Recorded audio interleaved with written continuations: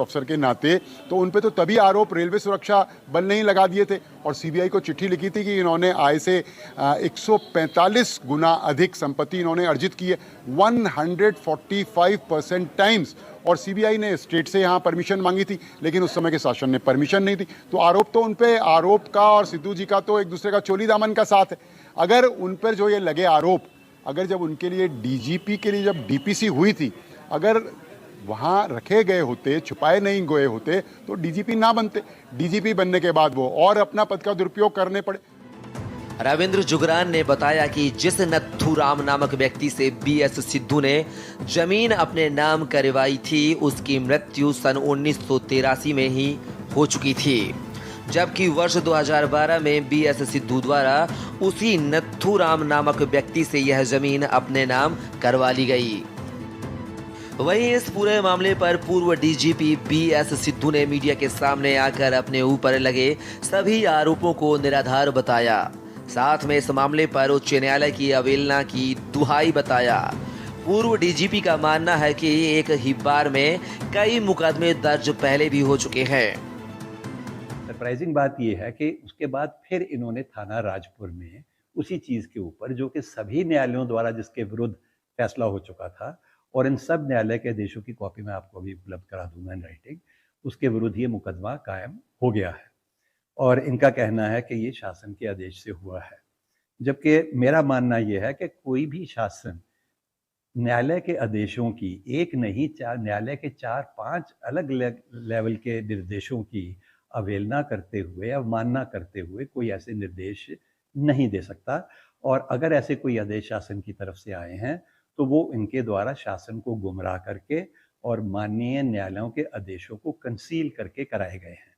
और इसमें स्पेशली जबकि ये मेरे विरुद्ध मुकदमा कायम होने के 2 दिन पहले यहाँ के जो ऑनरेबल एसीजेएम 2 हैं और यहाँ के सीबीआई जज भी हैं, उन्होंने एक 11 पेज का स्पीकिंग रीजन ऑर्डर किया है, जिसमें पुलिस इन्वेस्टिगेशन के एक पॉइंट को तार तार डिस्कस करके उन्होंने उसमें लिखा हुआ है। उस जजमेंट की कॉपी भी मैं आपको दे रहा हूं, और उसमें लिखा हुआ है कि कैसे मिस्टर धीरज पांडे, जो इस समय शायद डायरेक्टर जिम कॉर्बेट पार्क पे डायरेक्टर के पद पे अभी तैनात हुए हैं, और इन्होंने और अपने बाकी फॉरेस्ट कर्मियों के साथ और कुछ लैंड भू माफिया के मिल के साथ कैसे इनके विरुद्ध एविडेंस है प्राइमा फेसाई कि इन्होंने वो पेड़ काटे, और पेड़ काटने के बाद उस जमीन पे ये उन भू माफियाओं का कब्जा कराना चाह रहे थे, जिनमें से एक भू माफिया उसी एरिया का पहले लेखपाल पटवारी भी रह चुका है। और इनके खिलाफ ये सारी प्राइमा फेसी एविडेंस को देखते हुए इनके विरुद्ध समन्स जारी करने के आदेश हुए। उत्तराखंड पुलिस के पूर्व महानिदेशक बीएस सिद्धू के खिलाफ अब कांग्रेस ने भी मोर्चा खोल दिया है। कांग्रेस का मानना है कि उत्तराखंड देवभूमि की जल, जंगल और जमीन पर जो कोई इस तरीके से निगाह उठाएगा, उसके खिलाफ ऐसी कार्यवाही बेहद ही सराहनीय है। वहीं कांग्रेस ने पूर्व डीजीपी सहित 8 लोगों के खिलाफ हुए मुकदमे पर सख्त से सख्त कार्यवाही करने की सरकार से मांग की है। उत्तराखंड के पूर्व डीजीपी बीएस सिद्धू समेत 8 लोगों पर एक पुराने जमीन कब्जा करने के प्रकरण पर मुकदमा दर्ज हो गया है। यदि ये लोग आरोपी हैं और वाकई में इन लोगों ने जुर्म किया है तो इनको नपना भी चाहिए, इनके ऊपर कठोर से कठोर दंडनात्मक कार्रवाई होनी चाहिए, क्योंकि उत्तराखंड का जल, जंगल, जमीन, उस पर अधिकार उत्तराखंड वासियों का है, उत्तराखंड के युवाओं का है। ऐसा कतई नहीं हो सकता कि हमारे संसाधनों को अधिकारी आए और अपनी मनमर्जी के हिसाब से रौंद कर चले जाएं या उसको अपनी बभौती समझकर उस पर कब्जे पर कब्जा करते चले जाएं। ऐसे में यह एक अच्छी शुरुआत कही जा सकती है कि एक बहुत पुराने प्रकरण पर आज डीजीपी सिद्धू को नापा गया है। यह मुकदमा मसूरी रेंज के प्रभागीय अधिकारी आशुतोष सिंह की लिखित तहरीर के आधार पर दर्ज किया गया था। इसमें पूर्व डीजीपी बीएस सिद्धू के अलावा महेंद्र सिंह, नाथूराम, दीपक शर्मा, स्मिता दीक्षित, सुभाष शर्मा और कृष्ण सिंह के खिलाफ धारा 420, 419, 467, 468, 471 और 120B, 166 और 168 आईपीसी और 7 भ्रष्टाचार अधिनियम के तहत दर्ज किया गया है। शासन की अनुमति के बाद इस मुकदमे की जांच सीओ मसूरी जूही मनराल को सौंपी गई है। सवाल है, जब मामला इतना बड़ा है और एनजीटी के फैसले के बाद भी सरकार को कार्यवाही करने में इतना समय क्यों लगा? अब इस मामले में देवभूमि में सियासत का सिलसिला लगातार जारी है। देहरादून से राजेश वर्मा की रिपोर्ट।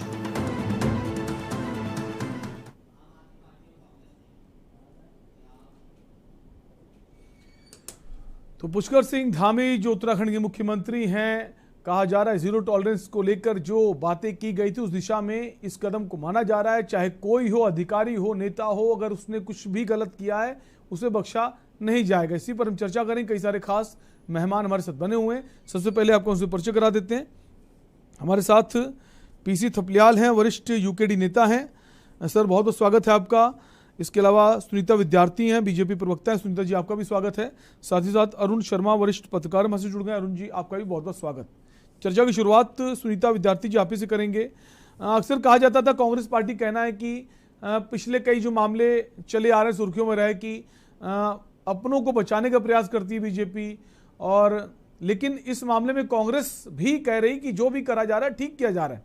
मतलब अभी तो कांग्रेस जितने ही मामले पुराने सब में कुछ ना कुछ सवाल उठाती रही, लेकिन इस मामले को लेकर कांग्रेस ने भी कहा है बहुत अच्छी सराहनीय पहल बताया इसे। सुनीता जी।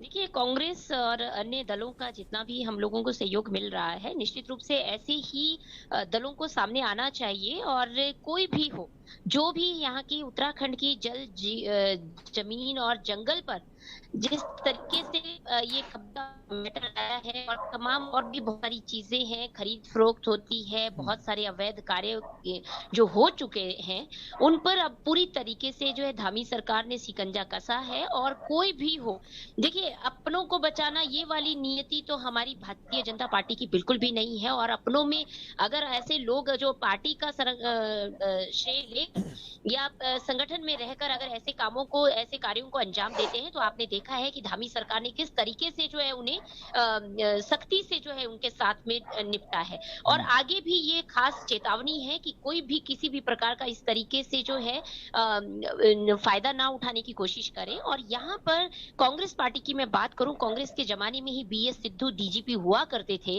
और एक पूरे प्रदेश के पुलिस के प्रमुख जिनके द्वारा ये पूरे वारदात को जो अंजाम दिया गया, जिस तरीके से इन्होंने यहाँ की जमीन को, यहाँ की प्रॉपर्टी को, उत्तराखंड की जो हमारी जो संस्कृति है, या जो भी जिस तरीके से हम लोग देख रहे हैं कि किस तरीके से 10 साल तक ये मैटर दबा रहा, और एनजीटी की कार्रवाई के बाद भी, क्योंकि कांग्रेस की गवर्नमेंट थी और कांग्रेस ऐसे लोगों को पनाह देती आई है, और इन लोगों का खात्मा भी इसी वजह से हुआ है क्योंकि इन लोगों ने इनको पनपाया, और इनकी जड़ों को, भ्रष्टाचार की जड़ों को सींचने में कांग्रेस पार्टी ने कभी कोई कसर नहीं छोड़ी।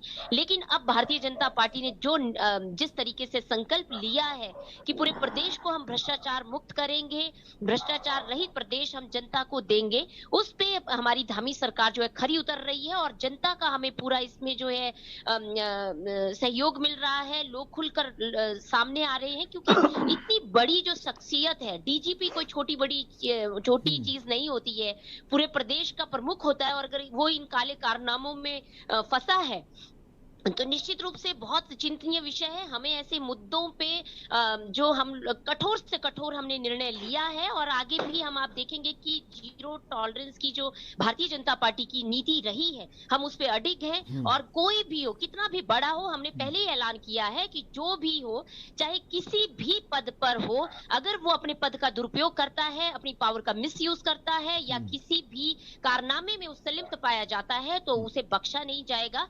और धामी सरकार लगातार ऐसे एक्शन करती हुई दिखाई दे रही है, और सभी लोगों का, हम लोगों को देखिए प्रशंसा के साथ में एक लोगों को उम्मीद जगी है कि धामी सरकार अब जो है, जितने भी यहाँ पे जो अभी कार्यरत कुछ लोग हैं, जो अभी भी कई चीजों में इन्वॉल्व हैं, उन पे भी हमारी नजर है, और हम पूरी चेतावनी के साथ इनको बोल चुके हैं कि देखिए, बाज आ जाइए, नहीं तो फिर आपको जेल की हवा तो खानी पड़ेगी। साथ में जितने लोग सलिम थे वो भी आपके साथ में बिल्कुल। अक्सर हम देखते हैं कि बहुत सारे ऐसे पुराने मामले पिछली सरकारों में कि कई सारे अधिकारियों के नाम भी उसमें रहे हैं, तो ये कह सकते हैं शुरुआत है, एक बड़े अधिकारी से शुरुआत हो रही है। उसके अलावा जो पुराने मामले भ्रष्टाचार के, उन पर भी अब करारा वार करने की तैयारी में सरकार है।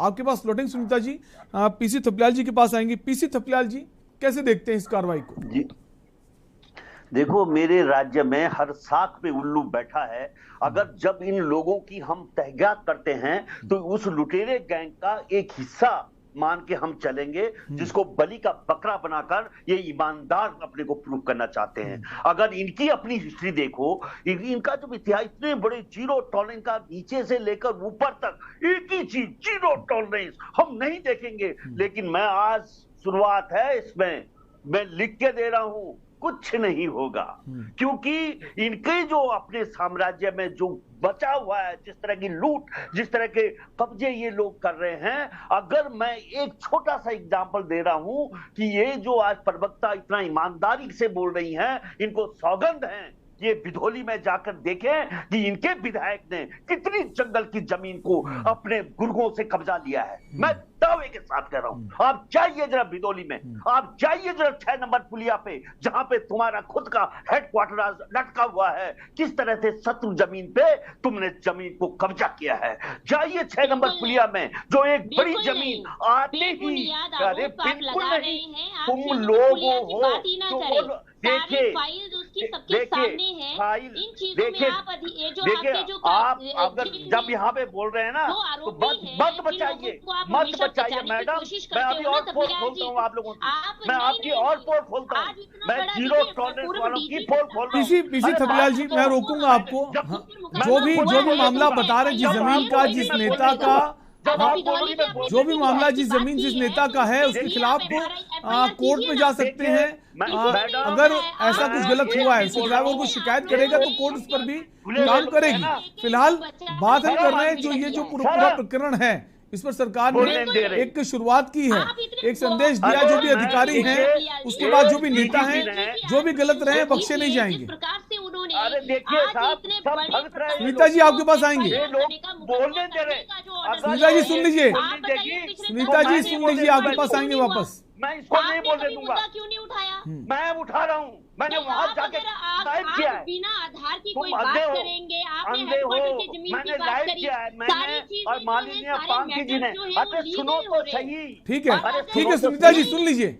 अगर पीसी थपलियाल जी कोई बात कह रहे हैं, उसके पीछे कोई तो सच्चाई होगी ना। और अगर सर, वो मैं वही कह रहा हूं, अगर पीसी थपलियाल जी जो आप मामला बता रहे हैं किसी नेता विधायक का, अगर उसमें कोई सच्चाई है तो आप पुलिस में शिकायत कर सकते हैं, कोर्ट जा सकते हैं। भट्टी घोटाला किया था, तो पकड़ेंगे ना, ऐसे ही आप लाइव बोल रहे हैं, पकड़ो मुझे। अरे जीरो, लेकिन बिना फैक्ट्स के किसी पर आरोप लगाना ठीक नहीं है।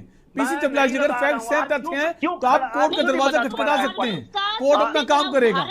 और फिर अगर कोर्ट, अगर तुम कुछ नहीं जानती, अगर सरकार उसमें हस्तक्षेप करती तो गलत है, अगर कोई गलत है, सरकार उसको बचा रही तो गलत है। ये बोल रही है ना, मैं इसको नहीं बोलने दूंगा। देखिए ये जो बीच में नहीं बोलने दे रही है, ये अपराधी है जो बोलने दे रही मुझे। नहीं, क्यों नहीं बोलने दे रहे? सुनीता जी सुन तो लीजिए, बताऊंगा भाई। सुनीता जी सुन लीजिए क्या कहना चाहते हैं पीसी थपलियाल जी, उनको सुन लीजिए, कृपया करके सुन लीजिए। मैं प्रूफ करूंगा। अरे तुम्हें ये भी सीडी नहीं मालूम? अरे ये भी सीडी नहीं मालूम और बात कर रही हूँ। ठीक है सुनीता जी, आपको रोकूंगा यहाँ पे। आप पूरा ग्रंथ लेकर आए हैं। अगर पीसी थपलियाल जी कुछ कह रहे हैं, पूरी बात तो सुन लीजिए, प्लीज इंटरप्ट मत कीजिए। ये जो हमारा चैनल जो है सभी देख रहे हैं, और अगर सच्चाई होगी तो उसके खिलाफ भी कार्रवाई होगी, और अगर सच्चाई नहीं होगी तो पीसी थपलियाल जी गलत साबित होंगे। अरे भगवान, यहाँ पे बड़े बड़े विधायकों ने 100 बीघा जमीन कब्जा रखी है, उनको कुछ नहीं। एक डीजीपी ने, अरे तुम जीरो टॉलरेंस वाले करोगे ना, मैं कौन होता हूँ? जीरो टॉलरेंस तुम बोल रही हो, मैं जीरो टॉलरेंस नहीं बोल रहा। जीरो टॉलरेंस तुम बोल रही हो, जीरो टॉलरेंस वाली तुम बनी हो। ठीक है, आप दोनों को ही रोकेंगे। हमारे साथ कुछ और खास मेहमान जुड़ गए हैं। सुरेंद्र अग्रवाल जी जुड़ गए हैं, वरिष्ठ नेता हैं, कांग्रेस के प्रवक्ता हैं। सर स्वागत है आपका। डीके पॉल है आम आदमी पार्टी से, डीके पॉल जी आपका भी स्वागत है। सुनीता जी आपको रोकना चाहेंगे। पीसी थपलियाल जी, हम कह रहे हैं अगर फैक्ट्स आपके पास हैं तो अपनी बात आप कह सकते हैं, और अगर आपको वाकई लगता है गलत है तो आप नहीं, पुलिस में यहाँ शिकायत कर पर सकते हैं, मैं कोर्ट में जाकर बताऊंगा। उसकी शिकायत कर सकते हैं, पुलिस नहीं सुनती है। अरे अगर सुनीता जी सुन तो पुलिस लीजिए, तो- अगर कोई बात कह रहा है, कोई आरोप लगा रहा है, उसको आराम से सुनिए, शांति से सुनिए। अगर वो गलत है तो भी पता देखिए- चलेगा ना गलत है सही है। आप सुनिए तो कम से यहाँ कम, पे इनका- आपकी सरकार है, आप लोग इतना परेशान हो जाए तो कैसे काम चलेगा। कम से अगर कोई आरोप लगा रहा है, अगर सही आरोप सुनिए तो, और आपको खुद खड़े होना चाहना चाहिए। अगर पार्टी के नेता ऐसा करता है उसके खिलाफ आपको खुद आवाज उठानी चाहिए। अगर वो गलत नहीं है तो कोई बात ही नहीं, डर किस बात का। सुनिए पीसी थपलियाल क्या कह रहे हैं। पीसी थपलियाल जी। जी मैं ये बोल रहा हूँ कि जिस जमीन में इनका हेडक्वार्टर है उस समय ये वो थे भी नहीं यहाँ पे। हमारी आंदोलनकारी महिलाओं को किसी ने बहका के वहां पे कब्जाया था, उन्होंने झोपड़ियां बनाई थी। एक रानी की वो जमीन है, और उस जमीन को जिसको लोग कब्जा रहे थे वहां से इन्होंने पुलिस ने खदेड़ा। और बाद में हम देखते हैं कि जब इनकी सरकार आती है वो जमीन एक अध्यक्ष के नाम पे करके ये उसके मालिक बन जाते हैं। ये हमने देखा, हम तो पुराने लोग हैं, हमने अपनी आंखों से देखा। मैं आज उन महिलाओं को ले आऊंगा जो महिलाओं ने वहां पे अपने वो गरीब महिलाओं ने अपना वो डाला था तंबू उसी जगह पे। दूसरी जगह जो 6 नंबर पुलिया है, दूसरी जगह नहीं है थपलियाल जी। आप उन महिलाओं को ले आएंगे, अगर वो इलीगल अपना कार्य कर रही तो होंगी, तुम अपनी लीगल, तरफ करती होंगी, तुम्हें तो आप अथॉरिटी कौन मानेंगे। दे रहा है लीगल करने की? तुम्हें लीगल, तुम्हारी सरकार में हो तो सब कुछ लीगल कर दोगे। ठीक है पीसी थपलियाल जी, जो आप मामला बता रहे हैं, जो आप मामला बता रहे हैं, आपको क्या कहना है? पुलिस उसके खिलाफ कोई कार्रवाई नहीं कर रही है जो जमीन कब्जाने का मामला है? कोई साहब कैसे कार्रवाई करेगा? यहाँ पे तो हर डाल पे उल्लू बैठा है। ये पूरा उत्तराखंड लुट रहा है और एक बकली का बकरा बना के ये ईमानदार बनना ठीक है सुनीता जी, आप यहां पर ये तो स्पष्ट कर दीजिए कि अगर वो गलत है, अगर गलत हो रहा है, जमीन कब्जाई गई किसी नेता के द्वारा भारतीय जनता पार्टी के, तो उसके खिलाफ कार्रवाई होनी चाहिए। अगर वो गलत है तो ये तो आप कहिए, आप सीधे डिनाई मत कीजिए किसी बात को। आप किसी बात को ऐसे डिनाई नहीं कर सकती। कि अमुक विधायक ने जंगल की जो वन विभाग की जमीन है वो कब्जाई हुई है, मैं तो कहती हूँ, मैं खड़ी होती हूँ ना आपके साथ, चलिए। बिल्कुल ऐसा नहीं होता। ठीक है थपलियाल जी, अब आप संतुष्ट हैं? सुनीता जी का आपको साथ मिलेगा, सुनीता जी का आपको साथ मिलेगा। अब ठीक है, संतुष्ट हैं आप? ठीक है ठीक है, अब आप दोनों को रोकेंगे, और भी खास मेहमान हमारे साथ बने हुए हैं, उनके पास हम आएंगे। कांग्रेस पार्टी से सुरेंद्र अग्रवाल जी। सुरेंद्र जी, ये जो प्रकरण हुआ है, पूर्व महानिदेशक डीजीपी को अब उनके खिलाफ मामला दर्ज हुआ है, क्या कहें? अब तो कांग्रेस पार्टी भी समर्थन में, उसके भी सुर ठीक हैं। अक्सर हम देखते हैं पुराने मामलों में अगर कोई कार्रवाई होती है तो कांग्रेस पार्टी कहती गलत है, जानबूझ को टारगेट किया जा रहा है किसी न किसी को। यहां तो कांग्रेस पार्टी का भी समर्थन मिल रहा है, तो कह सकते हैं जीरो टॉलरेंस की दिशा में धामी सरकार काम कर रही है। देखिए, देर आए दुरुस्त आए, पर सच्चाई है कि हजूर ने बड़ी देर कर दी आते हैं। अरे देर से आए तो सही, अरे स्वागत कर दी, देर से आए तो सही। चौहान जी मेरी बात खत्म नहीं हुई। भाजपा नेताओं का जमीन से बड़ा भारी प्रेम है, तो बड़े जमीन प्रेमी है। और इस राज्य में राज्य बनने के बाद देखिएगा, एक एक रुपए के अंदर 100-100 करोड़ रुपए की जमीन पट्टे में भाजपा नेताओं ने अपने नाम करा ली, अपनी संस्थाओं के नाम करा ली। कम से कम 500-600 करोड़ रुपए की जमीनें आज भाजपा नेताओं ने अपनी संस्थाएं बनाकर, फर्जी संस्थाएं बनाकर और कब्जाई हैं। एक रुपए का पट्टा लिखा गया साल भर के अंदर। ये तो लगता है कि भाजपा नेताओं को जमीन से बड़ा भारी प्रेम है। जो अरे सुरेंद्र जी, अगर आपको पता है कि भाजपा के नेताओं ने जमीन कब्जाई, हमको मैं भाजपा का कोई पक्ष नहीं रख रहा हूं, आप एक लिस्ट तैयार कीजिए, फहरिस्त तैयार कीजिए, कौन कौन ऐसे नाम हैं, उनके खिलाफ शिकायत कीजिए। अगर शिकायत नहीं सुनी जाती है तो कांग्रेस के न्यूज का एक मंच आपको प्रदान करता है, के न्यूज, आप डिबेट में बैठिए, सुनीता जी से हम पूछेंगे आखिर ऐसा क्यों हो रहा है। सुनीता जी खुद कह रही है अगर ऐसा कुछ गलत है हम साथ देने को तैयार हैं। आप नाम तो निकालिए, कौन ऐसे लोग हैं जिन्होंने जमीन कब्जाई है, और नाम उनके भी निकालिए जो कांग्रेस पार्टी में है, जो पिछली सरकारों कांग्रेस पार्टी के नेता रहे हैं, उनके भी नाम निकालिए। सिर्फ एक नेता पे आरोप लगाना ठीक नहीं है, क्योंकि जमीन कब्जाने के मामले तमाम सारे नेताओं के सामने आते रहे हैं, कोई दूध का दूल्हा नहीं है। चौहान जी, आज आप कंजूसी क्यों कर रहे हैं? मुझे बात पूरी खत्म नहीं करने दे रहे। आप तो पहले मुझे बीच में रोक। अरे सर, मैं तो आपकी बात का समर्थन कर रहा हूँ। नहीं, एक्चुअली में क्या है सर, और भी खास मेहमान जुड़े हुए हैं, आपके पास वापस लौटेंगे, आपको पूरी बात करने का मौका हम देंगे, आपके पास वापस आएंगे सर। कुछ पल ही दिए, वो पल में आपने मेरी जवान रोक दी। सर चलिए ठीक सर, आप अपनी बात पूरी कीजिए, सर आप अपनी बात पूरी कीजिए। हाँ, तो भाजपा नेताओं की जितनी संस्थाएं हैं, जितने देहरादून में संस्थाएं हैं, स्कूल चल रहे हैं, कॉलेज चल रहे हैं, इंस्टीट्यूट चल रहे हैं, वो आपके तो यहाँ पे पत्रकार बहुत हैं, उनसे जांच करा लीजिए।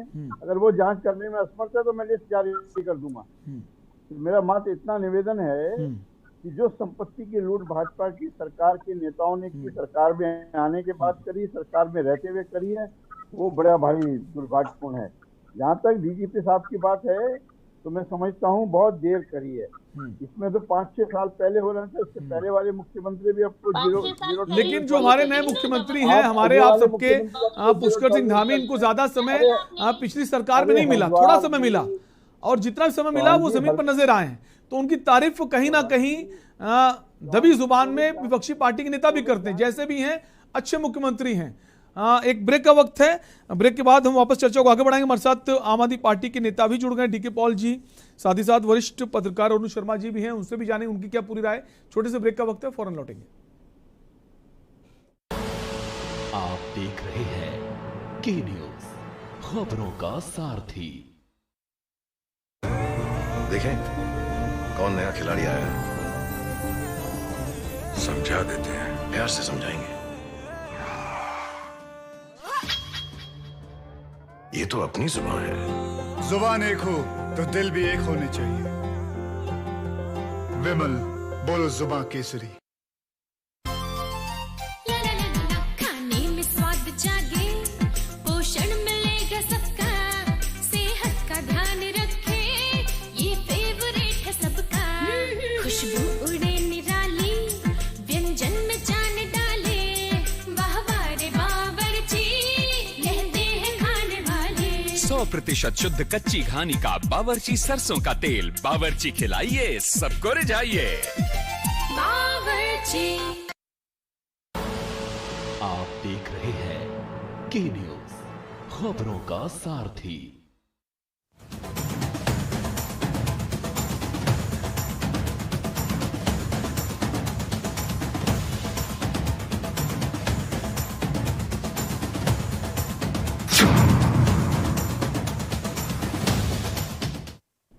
ब्रेक के बाद आपका स्वागत है। आप देख रहे हैं देवभूमि का दंगल और हम बात कर रहे हैं धामी सरकार की जीरो टॉलरेंस की। एक बार फिर से भ्रष्टाचार को लेकर एक बड़ा कदम उठाया गया है।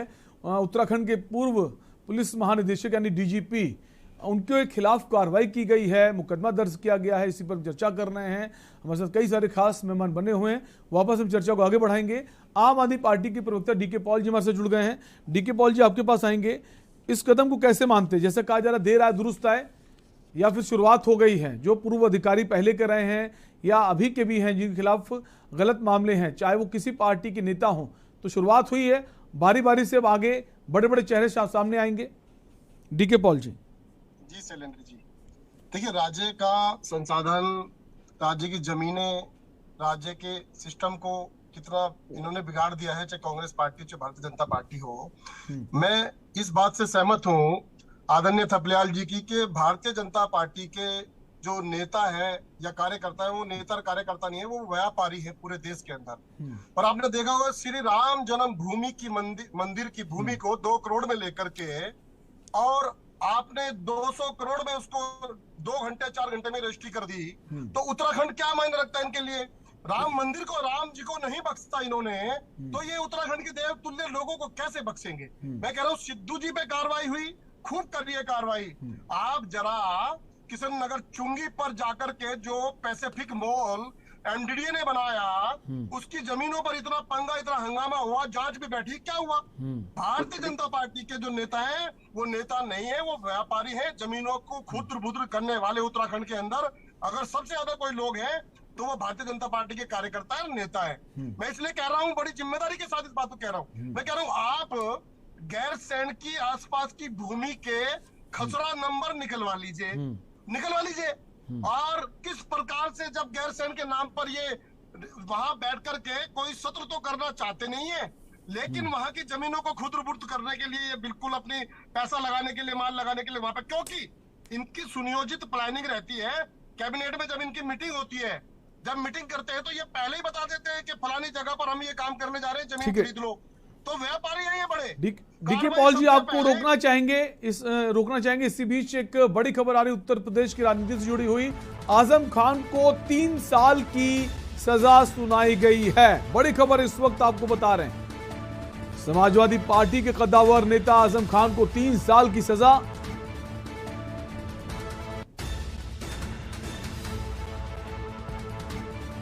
हेट स्पीच मामले में आजम को सजा सुनाई गई है। कई सारे हेट स्पीच के मामले आजम खान पर दर्ज थे, जिसको लेकर अब कोर्ट ने अपना फैसला सुना दिया है। इससे पहले कोर्ट ने दोषी करार दिया था, फैसला सुरक्षित रखा था और फैसला भाग गया है। 3 साल की सजा आजम खान को सुनाई गई है। तो कह सकते हैं आजम खान की जो मुश्किलें हैं वो कम होने का नाम नहीं ले रहे हैं। अभी कुछ ही वक्त पहले जेल से बाहर आए थे आजम खान। तमाम सारे मुकदमे उनके ऊपर जौहर यूनिवर्सिटी को लेकर लगे थे। उसके बाद एक बार फिर से आजम खान पर जो हेट स्पीच का मामला था उस पर सजा सुना दी गई है।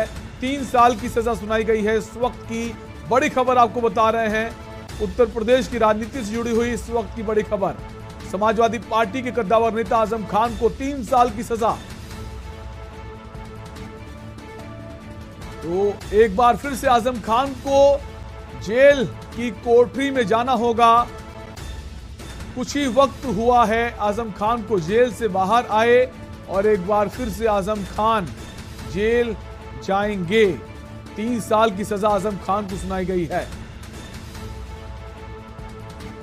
और इसी खबर पर हमारे पॉलिटिकल एडिटर शबी हैदर जुड़ गए हैं। शबी भाई, कैसे देखें, आजम खान की जो मुश्किलें हैं वो कम नहीं हो रही हैं। कुछ ही वक्त पहले बाहर आए थे, कहा जा रहा सब कुछ ठीक है, लेकिन एक बार फिर से हेट स्पीच का मामला सामने आया और सजा सुना दी गई। क्या अपील की जाएगी आगे कोर्ट में या फिर जेल जाना होगा? शबी भाई।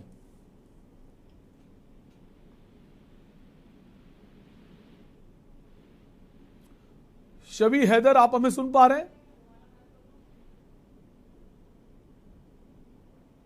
शबी हैदर से वापस हम जुड़ेंगे। आपको बड़ी खबर इस वक्त बता रहे हैं, भड़काऊ भाषण मामले में आजम खान को सजा सुनाई गई है। हेट स्पीच मामले पर आजम खान को रामपुर के एमपी एमएलए कोर्ट ने सजा सुनाई है। 3 साल की सजा सुनाई गई है। तो आजम खान की जो मुश्किलें हैं वो कम नहीं हो रही हैं। समाजवादी पार्टी का एक बड़ा चेहरा कहे जाते हैं आजम खान। कद्दावर नेता हैं, कई बार के सांसद हैं, कई बार के विधायक हैं, एक बड़ा रसूख रखते हैं उत्तर प्रदेश की राजनीति में। इसके पहले काफी वक्त से वो जेल में थे और कुछ ही समय पहले जेल से उन्हें रिहाई मिली थी, लेकिन अब हेट स्पीच मामले में आजम खान को 3 साल की सजा सुनाई गई है।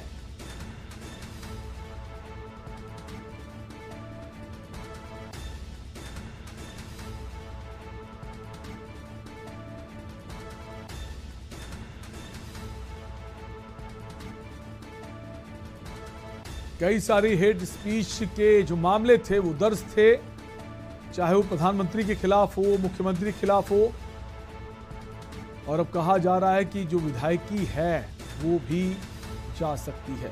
इसी खबर पर हमारे पॉलिटिकल एडिटर शबी हैदर एक बार फिर से जुड़ गए हैं। शबी भाई, मुश्किलें जो हैं वो कम नहीं हो रही। बिल्कुल, देखिए निश्चित तौर के ऊपर अब आजम खान एक सजा याफ्ता मुजरिम है और उनको विधायकी से इस्तीफा देना पड़ेगा। अगर वो सुप्रीम कोर्ट जाते हैं इस पूरे मामले को लेकर तो उनको राहत मिलेगी या इस सजा को बरकरार रखा जाएगा, ये भविष्य के सवाल हैं। लेकिन निश्चित तौर के ऊपर इस वक्त आजम खान दोषी करार दिए गए हैं। माननीय न्यायालय ने उनको मुजरिम करार दिया है। हेट स्पीच मामले में 3 साल की उनको सजा हुई है और एक सजा याफ्ता मुजरिम विधानसभा का मेंबर नहीं हो सकता। निश्चित तौर के ऊपर अब उनको इस्तीफा देना होगा।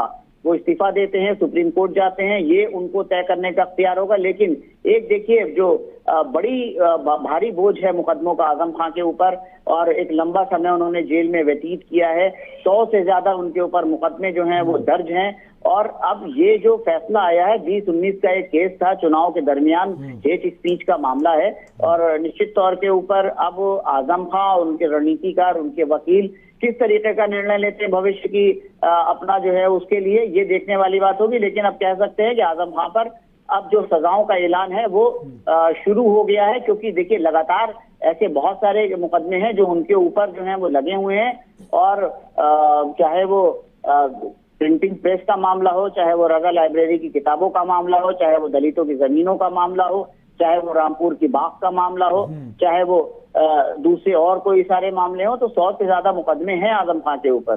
जी शबीर भाई, अब ये कह सकते हैं ये जो नुकसान सिर्फ आजम खान का ही नुकसान नहीं है, समाजवादी पार्टी को भी नुकसान पहुंचा है।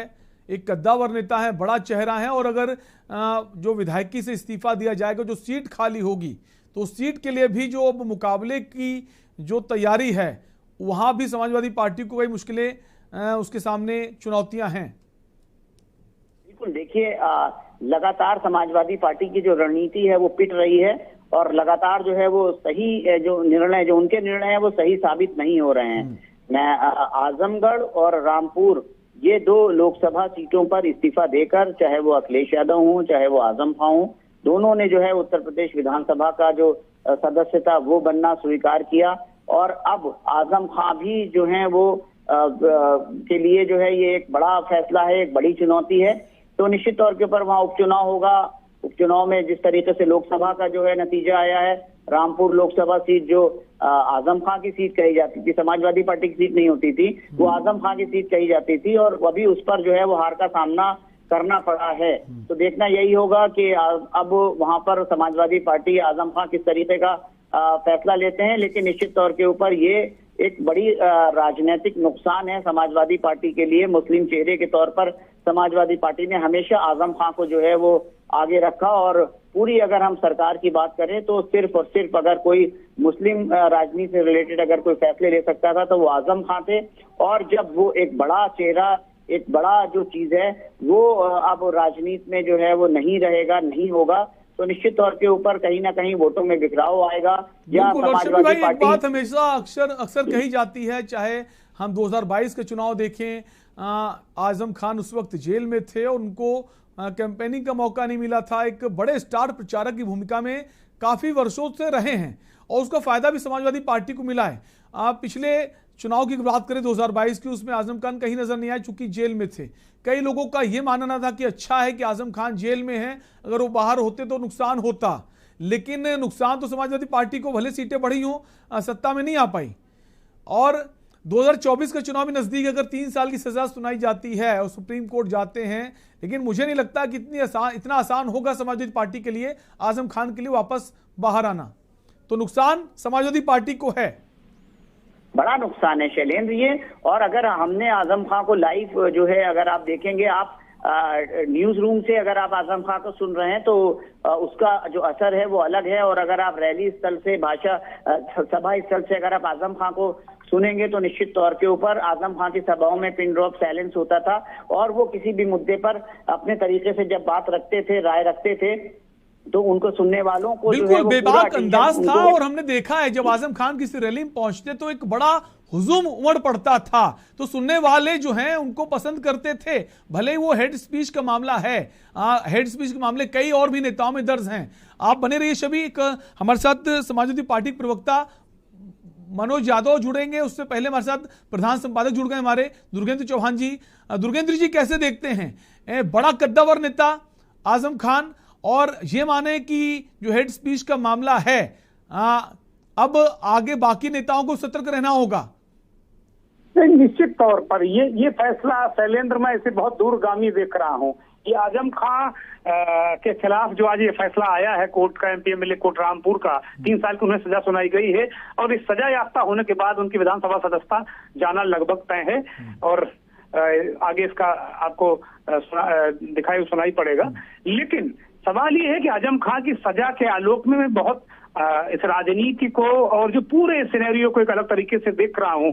उन तमाम नेताओं को क्या जिन्होंने घूम घूम कर इस हेट स्पीच दी है, या बात बात पर वो हेट स्पीच देते हैं, क्या दिल्ली के जो सांसद हैं प्रवेश वर्मा, जो वो कह रहे थे कि मुसलमानों से कोई सामान मत खरीदो, इसी तरीके से बहुत सारे नेता, उत्तर प्रदेश के बहुत बड़े बड़े नेता, यहाँ के एक डिप्टी CM तक, और अभी कुछ लोग ये बता रहे थे कि बहुत बड़ी लंबी लिस्ट है, उसमें भारतीय जनता पार्टी के बहुत सारे नेता हैं हेट स्पीच और साथ ही साथ मुस्लिमों की रहनुमाई की जो बड़ी बड़ी बातें करते हैं सद्दुद्दीन ओवैसी, उनके भी हेड स्पीच के तमाम सारे मामले हैं सर। असदुद्दीन ओवैसी हैं, भारतीय जनता पार्टी के नेताओं की लंबी लिस्ट है वो। और अभी थोड़े दिन पहले, अभी 3-4 दिन पहले मुख्तार अंसारी के बेटे को 10 हजार की जमानत पर मुचलके पर उनको छोड़ दिया गया हेड स्पीच के मामले में।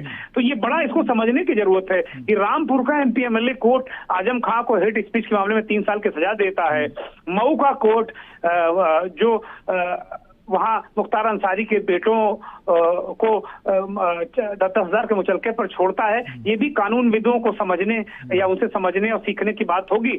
लेकिन सबसे बड़ा यह है कि राजनीति में अगर ये फैसला बहुत ही महत्वपूर्ण है और ये फैसला मुझे लगता है कि अगर आगे भी अटल रहा और इसके आलोक में अगर सारे मसलों को कोर्ट ने देखा, जो भारतीय जनता पार्टी के नेताओं के खिलाफ भी हैं, ओवैसी के खिलाफ भी हैं, और जो अन्य तरीके के जो अन्य नेताओं ने हेड स्पीच दी है सभी दलों के लोगों के लिए, या जो लोग और भी हैं इस तरह के जो साधु संत कहलाते हैं या जो धार्मिक लोग हैं, वो इस तरह की हेड स्पीच देते हैं, तो मुझे लगता है कि सुप्रीम कोर्ट ये सब एक तरीके से आप शैलेंद्र देख रहे हैं जो सुप्रीम कोर्ट ने पिछले दिनों हेड स्पीच पर बहुत फटकार लगाई थी और कहा था कि अब इस पर बहुत सख्ती होनी चाहिए। मुझे लगता है कि जो नीचे जिला कोर्ट हैं या जो अन्य कोर्ट हैं उसमें उसे लगता है सुप्रीम कोर्ट की जो नसीहत है उसका असर देखने को मिल रहा है और ये अपने आप में बहुत बड़े परिदृश्य में ये देखने की जरूरत है इस फैसले को। अब ये भी देखते हैं भविष्य में अब जो बाकी बड़े बड़े नेता हैं जो अजीब अजीब बयान देते हैं,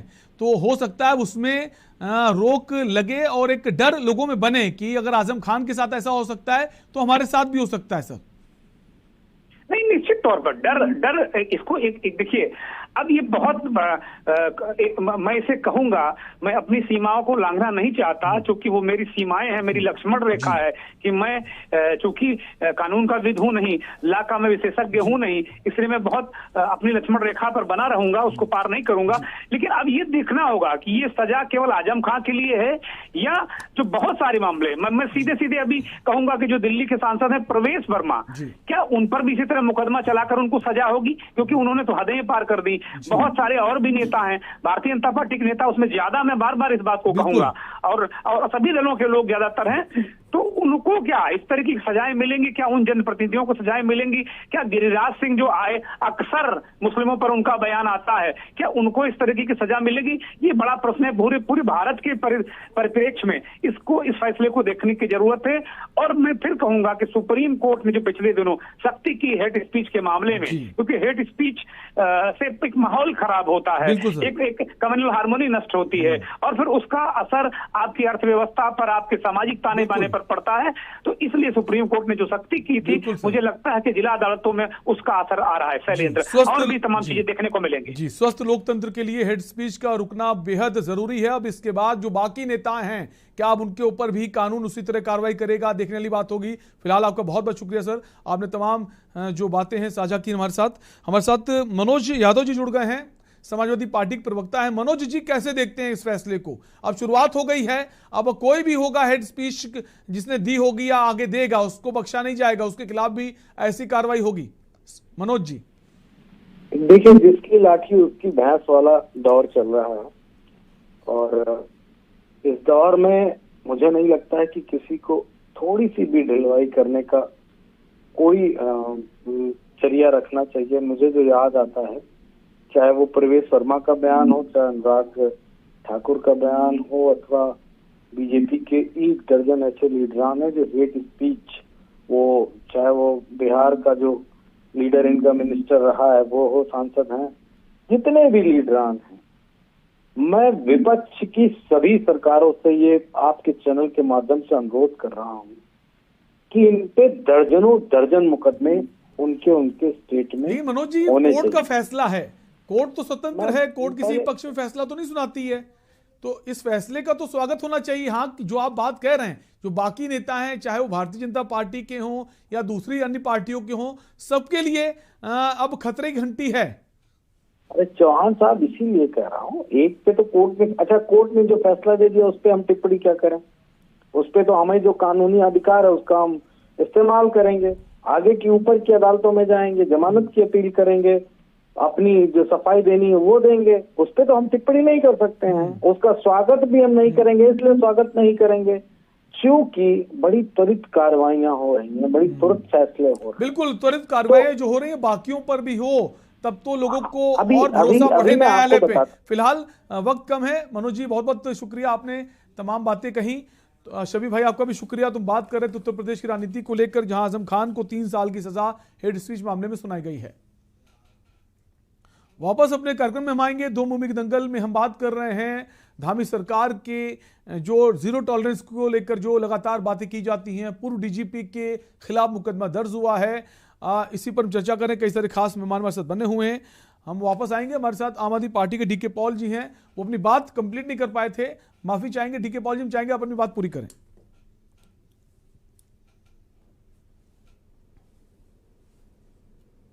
ऐसी सैकड़ों जमीनें हैं जो अंततः भारतीय जनता पार्टी के नेताओं के माध्यम से जो कब्जे में हैं।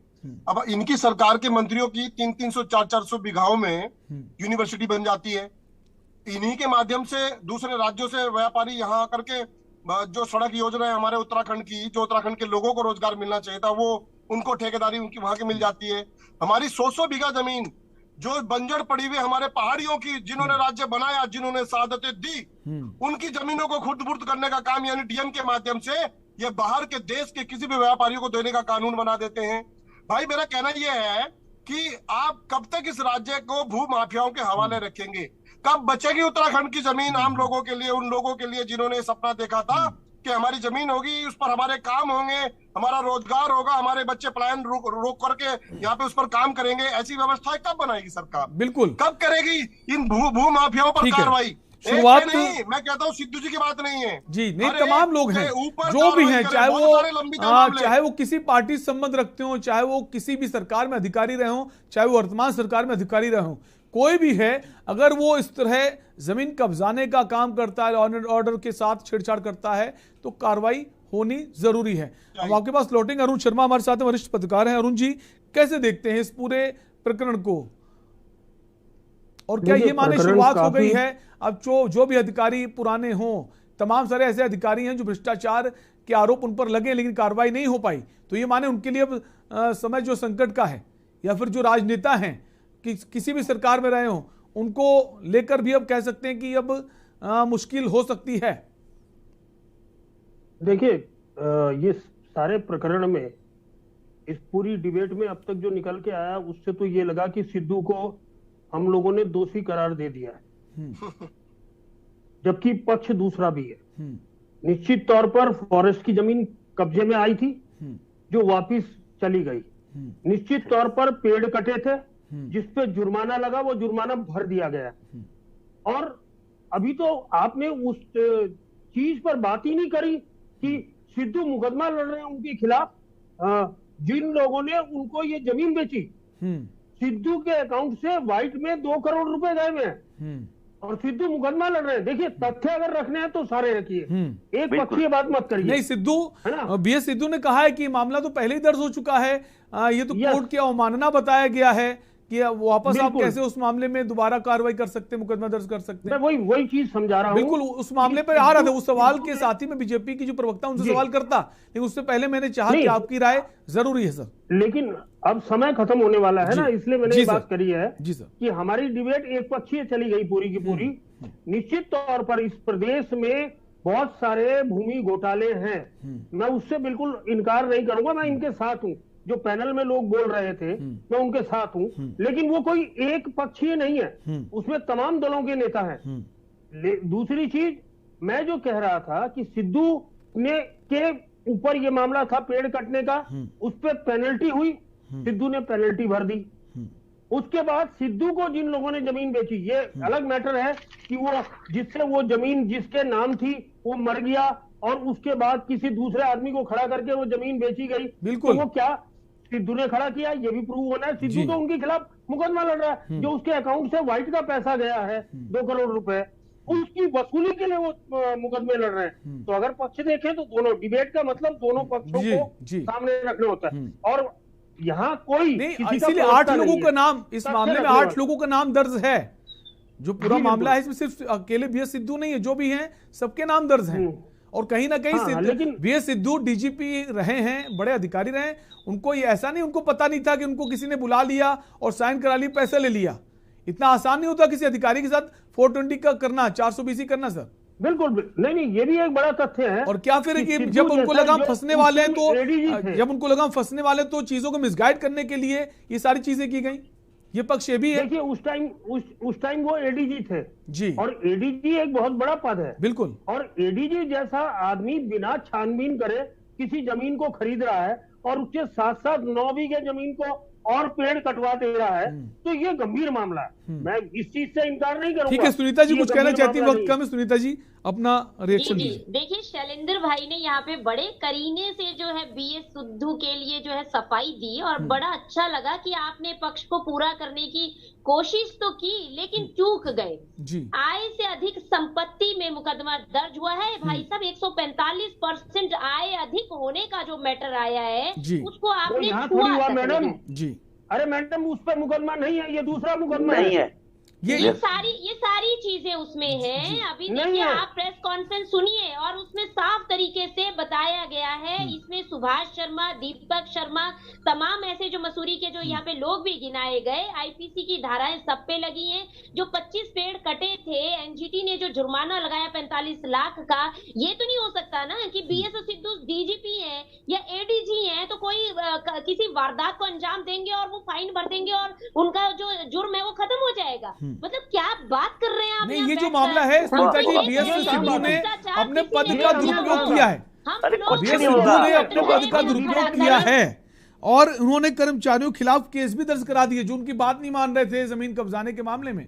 तो ये नहीं कह सकते बीएस सिद्धू पाक साफ हैं इस पूरे मामले में। और जब उनको लगा मैं फंसने वाला हूं तो ये एक नई कहानी भी रची गई। अब उनका ये कहना है कि मामला तो पहले ही से दर्ज है, केस दोबारा मुकदमा क्यों दर्ज किया जा रहा है, इसको लेकर आप क्या कहना चाहेंगी सुनीता जी? ये तो उन्होंने जुर्माना भर दिया और मामला जो है खत्म हो गया। अरे भाई कैसे खत्म हो गया? भ्रष्टाचार इसी को कहते हैं। संविधान में जाइए, भ्रष्टाचार की डेफिनेशन भले ही आपको ना मिले, लेकिन भारतीय जनता पार्टी जिस तरीके से कोड़े बरसा रही है ना भ्रष्टाचारियों पे, उस तरीके से सभी लोग बौखलाए हुए हैं। पुराने मैटर कांग्रेस की जो बात कर रहे हैं अभी अग्रवाल जी यहाँ पे हरिद्वार में, भाद्राबाद में उनकी बेटी जो विधायक बनी है, सारी मारपीट के केस लगे हुए हैं, सारी धाराएं मारपीट की है जिसके साक्षात वहां पे साक्ष्य उपलब्ध हुए थे और उनके आंकलन के आधार पर वहां पे मुकदमे दर्ज हुए। बावजूद इसके हरीश रावत वहां पे नौटंकी करते हैं, सुबह सुबह उठ के योगा चल रहा है। मतलब इन्होंने ऐसे ही पिछले 70 वर्षों का इनका पूरा चिट्ठा ले लीजिए।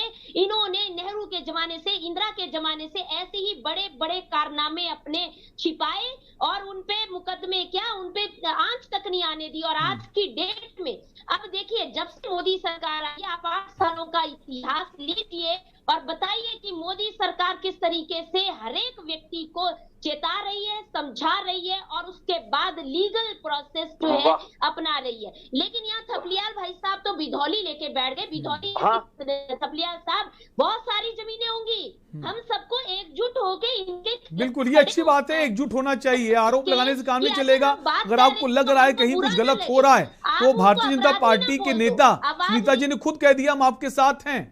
ठीक है, समय कम है, लास्ट कमेंट पीसी थपलियाल जी से लेना चाहेंगे। पीसी थपलियाल जी, ऐसा लगता है हम आपको प्रॉपर चैनल से आगे आपकी बात रखवाएंगे, लेकिन आप तो कह रहे हैं सुनीता जी आप बात उठा रही हैं, आप अपराधी हैं, ये बात हजम नहीं होती है इतने बड़े सुनीता जी। देखिए, जो ये बड़े जोर से बोल रहे हैं कि हम लोग जीरो टॉलरेंस वाले हैं, मैंने खाली ये बोला कि आप जीरो टॉलरेंस वाले नहीं हैं। आप लोगों ने हमें रामपुर चौराहे का उस समय भी आप दोषी दिखाते हो, सजा नहीं देते, आप सजा नहीं देते, आप दोषी दिखाते हो। आज प्रेमचंद अग्रवाल जो पूरा दोषी है उसको गद्दी में बिठा के रखा हुआ है। आज तुम लोग तो आपने बोला ही नहीं कुछ भी। कुंजवाल ने अच्छा किया। कुंजवाल गद्दी में नहीं है। एनडी तिवारी सबसे पहले बैठे थे, उनके कारनामे तो आपने छिपा लिया। आप तो खुद राज्य आंदोलनकारी रहे हो, हमारे घर के लोग आंदोलनकारी हैं। अगर नेताओं की बात की जाए तो नेता चाहे वो भारतीय जनता पार्टी हो या फिर कांग्रेस पार्टी, दोनों ही सरकारों ने वक्त रहते अपनी सत्ता में संभाली है और कई सारे जो भ्रष्टाचार के आरोप दोनों ही पार्टी के नेताओं में लगे हैं। तो अधिकारियों के बाद क्या अब नेताओं पर भी कार्रवाई होगी? जो ये शुरुआत हुई है, देखने वाली बात होगी। फिलहाल आप सभी मेहमानों का बहुत बहुत शुक्रिया इस चर्चा में शामिल होने के लिए। तो दंगल में हम बात कर रहे थे जो पूर्व डीजीपी के ऊपर जो ये एक्शन हुआ है, मुकदमा दर्ज हुआ है, एक शुरुआत कही जा रही है। अब कहा जा रहा है जो पुराने सरकारों में अधिकारी रहे उन पर भी कार्रवाई जल्द होगी। इसी पर हम बात कर रहे थे। इसी बीच एक बड़ी खबर आ रही है, आजम खान को जमानत मिल गई है। 3 साल की सजा सुनाई गई थी हेट स्पीच मामले में, अब आजम खान को जमानत मिल गई है। सजा के बाद कोर्ट ने जमानत दे दी है और आजम खान का बयान भी सामने आ गया है जमानत को लेकर, जो जमानत दी गई है।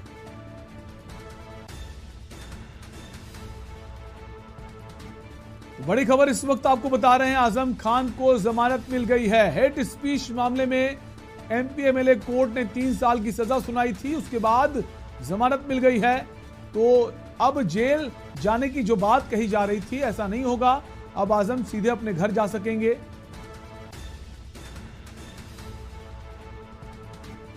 और आजम खान का ये कहना भी अभी कानून के रास्ते खुले हैं। और आपको दिखा दे धारा 153 जो है उसको लेकर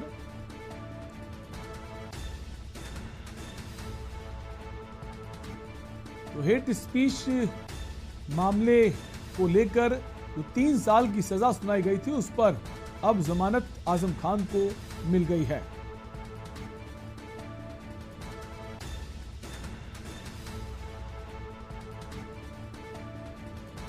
सजा के बाद फौरन जमानत मिली है आजम खान को।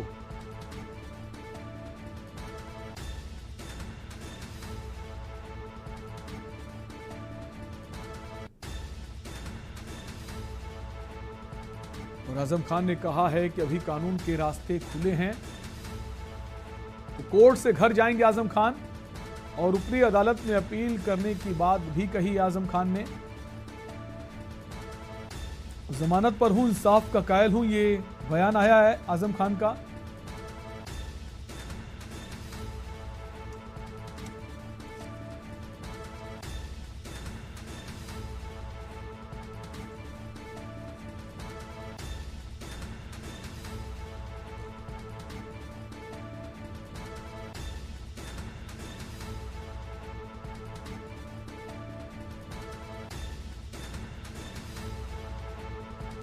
बड़ी खबर इस वक्त आपको बता रहे हैं, उत्तर प्रदेश की राजनीति से जुड़ी हुई समाजवादी पार्टी कद्दावर नेता आजम खान को फिलहाल जमानत मिल गई है। इससे पहले एमपी एमएलए कोर्ट ने 3 साल की सजा सुनाई थी। हेट स्पीच के मामले में यह सजा सुनाई गई थी और अब जमानत मिल गई है। तो अब आजम खान जेल नहीं जाएंगे, वो घर जाएंगे। और आजम खान ने बयान भी दिया है, जमानत पर हूं, इंसाफ का कायल हूं। ऊपरी अदालत में अपील किए जाने की बात भी आजम खान के द्वारा की गई है।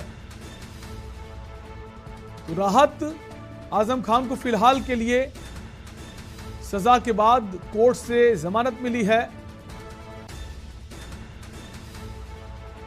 तो पहले से ही तैयारी की गई थी आजम खान के वकीलों के द्वारा, अगर सजा होती है तो उसको लेकर जमानत कैसे मिले, तो उसको लेकर जो वकील थे आजम खान के पूरी तैयारी के साथ गए थे, उसका फायदा भी आजम खान को मिला है। जमानत आजम खान को मिल गई है।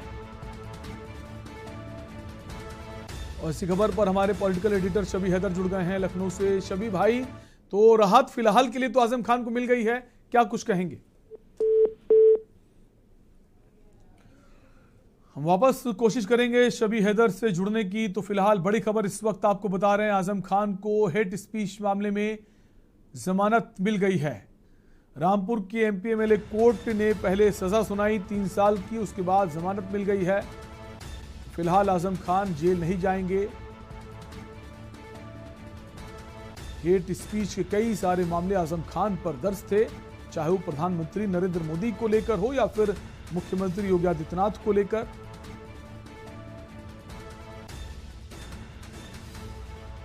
तो फिलहाल राहत की बात है आजम खान के लिए कि वो जेल जाने से फिलहाल बच गए हैं। एक बार फिर से पॉलिटिकल एडिटर शबी हैदर हमारे से जुड़ गए हैं। शबी भाई, बड़ी राहत फिलहाल के लिए आजम खान के लिए।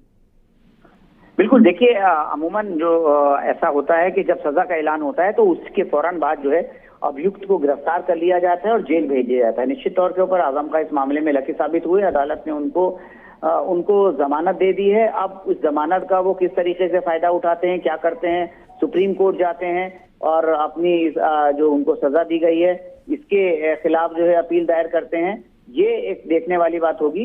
लेकिन अब सजा याफ्ता मुजरिम है, आजम खां के नाम के आगे पूर्व विधायक जो है वो आधिकारिक तौर के ऊपर बस अब लगना बाकी रह गया है। 3 साल की सजा एमपी एमएलए कोर्ट ने उनको सुनाई। जो सदस्यता है इनकी विधायकी की वो तो फिलहाल खत्म ही हो गई।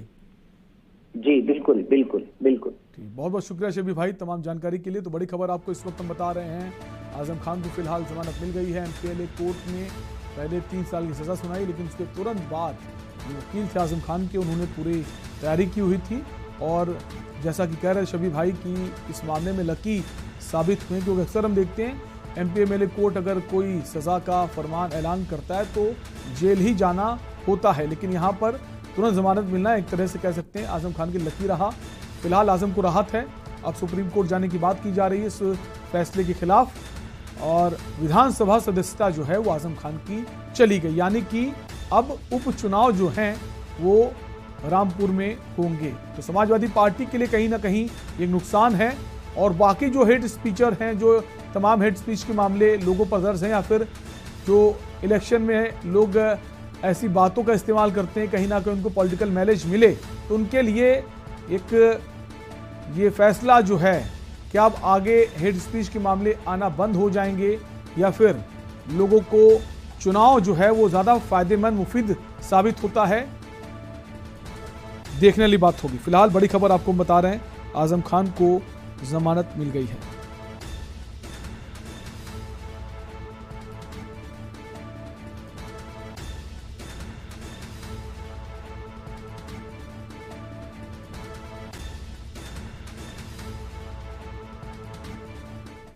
और फिलहाल के लिए आपसे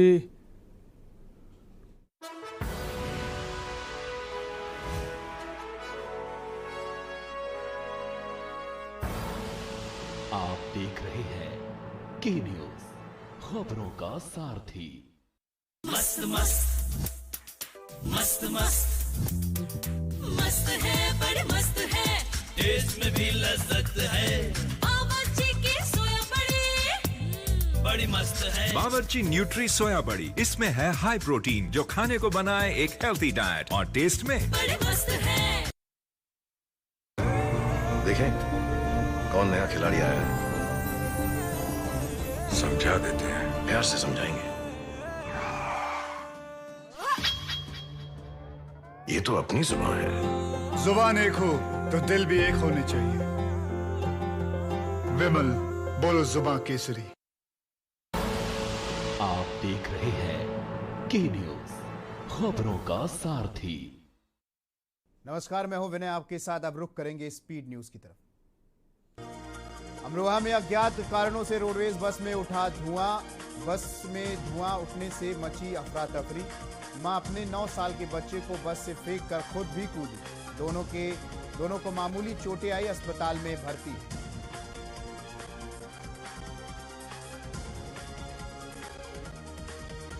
खबर संभल से है। संभल में अवैध वसूली को लेकर पुलिसकर्मी और जुआरियों के बीच हुआ है विवाद। जहां गांव में अवैध वसूली करने पहुंची पुलिस, वहीं पुलिसकर्मी और जुआरियों के बीच जमकर हुई मारपीट। गुस्साए ग्रामीणों ने पुलिसकर्मियों पर किया पथराव। पुलिसकर्मियों के साथ साथ 1 दर्जन से अधिक ग्रामीण भी घायल हुए।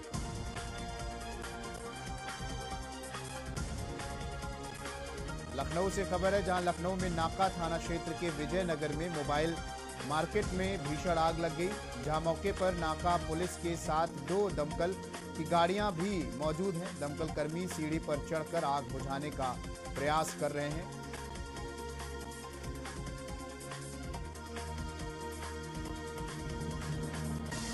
खबर कौशाम्बी से है। कौशाम्बी में कड़ाधाम कोतवाली पुलिस ने पटाखे की दुकान से हजारों रुपए की चोरी कर फरार हुए अभियुक्त को घेराबंदी कर गिरफ्तार कर लिया। पुलिस ने गिरफ्तार हुए अभियुक्त के पास से चोरी हुए पैसे के साथ एक अवैध तमंचा व एक जिंदा कारतूस भी बरामद किया है। आरोपी के खिलाफ मुकदमा दर्ज कर लिया गया।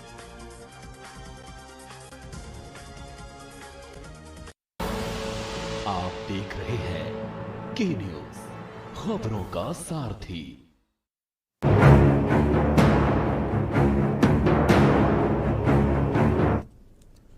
नमस्कार, मैं हूं शिवम। आप देख रहे हैं राष्ट्रहित। आजम खान को हेट स्पीच के मामले में रामपुर की एमपी एमएलए कोर्ट ने दोषी ठहराया और 3 साल की सजा दी। 27 अक्टूबर 2022 की तारीख आजम खान के लिए बहुत अच्छी नहीं रही, क्योंकि उनके लिए यह दिन खराब साबित हुआ और उनको दोषी ठहराया गया, सजा दी गई। हालांकि उनको जमानत मिल गई। जमानत के बाद बहुत कुछ बदल जाएगा, क्योंकि अब वो विधायक नहीं रह पाएंगे। दोपहर 3 बजे जब इस बात का ऐलान हुआ कि सजा सुनाई जाएगी उनको, तब ये सवाल उठाए जाने लगे कि क्या सजा होगी। अब सजा सुना दी गई है, 3 साल की सजा। ये दरअसल मामला 2019 का है। 2019 के लोकसभा चुनाव में आजम खान ने एक चुनावी भाषण के दौरान भड़काऊ बयानबाजी की थी। 2019 के लोकसभा चुनाव में जो उन्होंने बयान दिया, वो मामला कोर्ट तक पहुंच गया। समाजवादी पार्टी के नेता आजम खान इस तरह के और भी बयानों के लिए सुर्खियों में रहे हैं, लेकिन उनको शायद ये नहीं पता था कि 2019 में दिया उनका बयान उनके गले की हड्डी बन जाएगा। हेट स्पीच का मामला उनके ऊपर दर्ज किया गया। 21 अक्टूबर को ही फैसले की तारीख कोर्ट ने तय कर दी थी, लेकिन आजम खान की तरफ से लिखित बयान देने के लिए समय की मांग की गई और उसके बाद अदालत ने फैसले को 27 अक्टूबर तक के लिए आगे बढ़ाया और आज इस मामले में फैसला सुना दिया गया है। इस मामले में देश की सर्वोच्च अदालत पहले ही तल्ख टिप्पणी कर चुकी है। ये जो नफरती भाषण होते हैं उस मामले में, तो राष्ट्रहित में यह बहुत जरूरी है कि जो नफरती भाषण यानी हेट स्पीच के मामले में आजम खान को सजा सुनाई गई, क्या इसके बाद नेता अपनी जबान पर कंट्रोल करेंगे? क्योंकि इसको लेकर पहले भी बहुत सारे बहसें हुई हैं, बहुत सारे सवाल उठाए गए हैं, लेकिन ऐसा होता नहीं है। पार्टी चाहे कोई भी हो, इस तरह के बयान अमूमन दिए जाते हैं चुनावी फायदे के लिए। सुप्रीम कोर्ट में जस्टिस के.एम. जोसेफ ने कहा कि यह 21वीं सदी है, हम धर्म के नाम पर कहां पहुंच गए। हमें एक धर्मनिरपेक्ष और सहिष्णु समाज